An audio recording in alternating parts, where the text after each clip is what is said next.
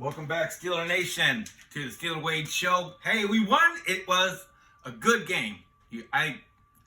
I'm happier than I was last week. I hope all of you have to be with the win, but I know there's still some people out there just can't stop hating. But we had a good game. The game we were supposed to do good in, I thought, and I haven't gone and seen it again. I haven't really done the tape deal. It's kind of like first take kind of deal. I'm just excited about the team. And a few players that I just wanted to kind of mention. There's so many things that happened in the game that hopefully I'll be able to put out some more things. But a few players that I'm real proud of. And first one is Keeanu Benton for getting his first NFL sack, in prime time. And, when he got that sack, that move that he does, I think it's called a swim move, but I remember back in the draft process, and do you remember like when everybody was doing their mock drafts, they were all picking him at 80, like he was going to fold it, But I remember watching his tape and stuff like that, because obviously we love Wisconsin, and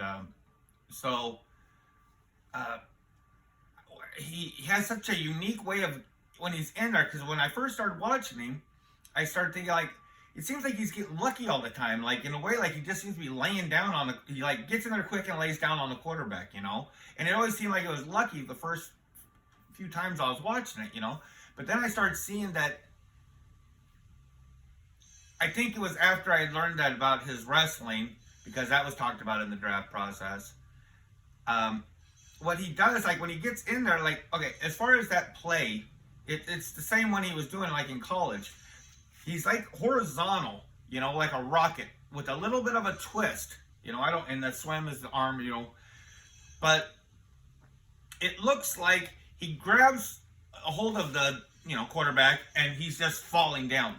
But it's not. It's something different. Like, it's he's getting a hold of that guy, and it's like he's using his body to, like, come down with. I mean, I know that's tackling, but it's just such a unique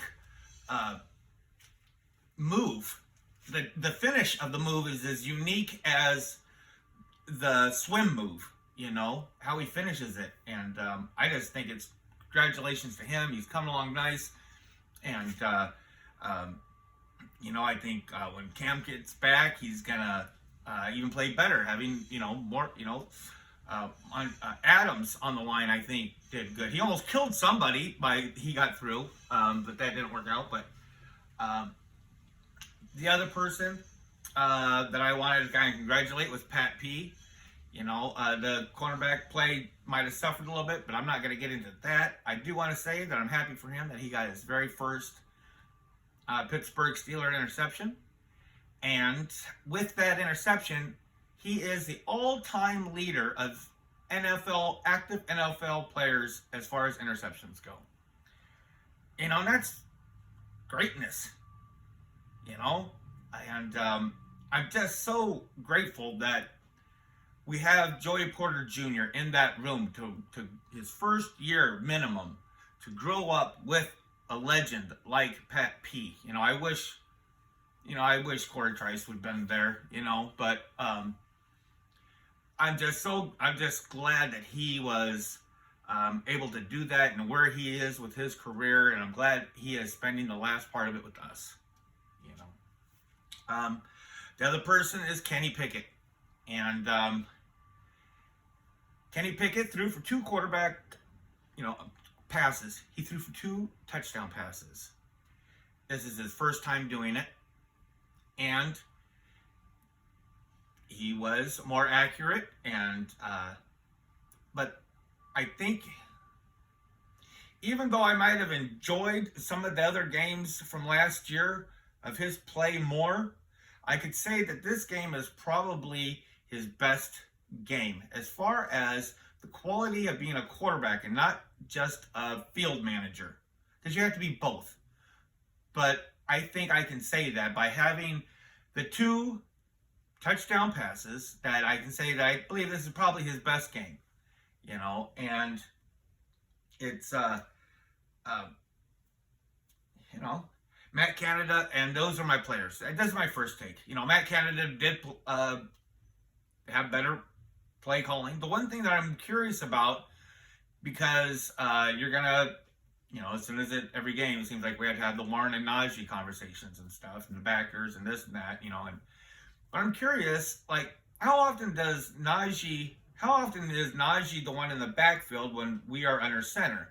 Since we always run it when we're under center, right? So I mean, like, if we're under center and he's the one in the backfield and they know it's run every time, because we always run, we never pass under center, compared to Warren. And I'm not defending either one, this or that, but I mean, you talked about, like, with a couple podcasts ago. I mean, when you know it's going to be a run, you attack different. You know it's going to be a pass, you attack different. Even with personnel, everything, and so that's something I'm kind of curious about, as far as, like, fans are going back and forth on who should be number one, number two. What is number one? What is number two? As far as play calling and timeout on the field. But that's one thing that I'm kind of curious about. And maybe that'll be found out this week. Who knows? I want to say congratulations to the Colts fans out there. Had to be a great win to go into Baltimore and beat the Ravens, which, let me remind you, we are sitting on top of the AFC North at this point at 3 weeks. That's not the worst place you can be. Kenny Pickett is looking as good as the other AFC quarterbacks. I mean, I don't know, maybe, I don't know, but he's not looking to fall off the cliff worse, and Bengals are playing tonight. That was a huge loss for us. And the one thing that I heard either late last night or early this morning, somebody brought up the idea of, was that Raider team that played us on Sunday night actually a better team than what the Colts are playing that Ravens team? Because they really didn't, people didn't have too much gusto for the Colts this year, for the Raiders either, but, and they were with Minshew as their backup quarterback, which I like. I think he's decent, I think he's fun to watch. He's fun. And, but the one thing I'm going to, that I did hear either one part of, I watched most of the Lions game, but I was going to that one every once in a while, and I did finish off with that game. And I don't remember, but the announcer said, one of the coaches from the Colts said, look, when the Ravens go big, we're going to go big. And they were. I mean, like, I don't know. Like, at first I was thinking, like, is it because they're wearing white? But, like, these Colts guys are big on both sides of the line. I noticed more on the defensive side of the line, but they're big guys. And they stopped Lamar. They stopped him. And, see, I don't know if you can hear that, but I just think I acquired a new kitty cat today. And, so that's it. It's howling at me. Somewhere back there. Whoa. Sitting right. Hey, folks. But, it was a great night. And, now we're going into the Texans. And they won. So, how about those Cardinals beating those Cowgirls? Woo! Folks, it was a great night.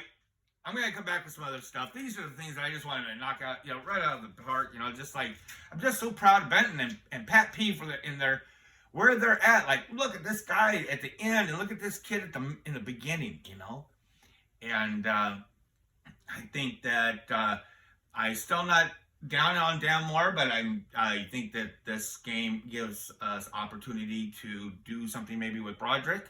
I would like to see some 6-man lineups. I've been seeing that here and there, and some teams play it a little bit more. Well, obviously, it doesn't get played much. Some teams actually use it, though, but more. But I would like to see some 6-man lines, 6-man line with Washington overloading, on one side with Broderick. Just to, there you go with your Warren out of a screen, which is really a run. But, folks, I'm going to cut it short. That's what I was trying to do. Have a great night. Thank you for watching. If you like what you hear, please press like. And if you would like to be reminded that you heard something that you liked or found interesting at one other point in your life, press subscribe and you will be reminded. Thanks, folks. Have a great night and hope the Bengals lose.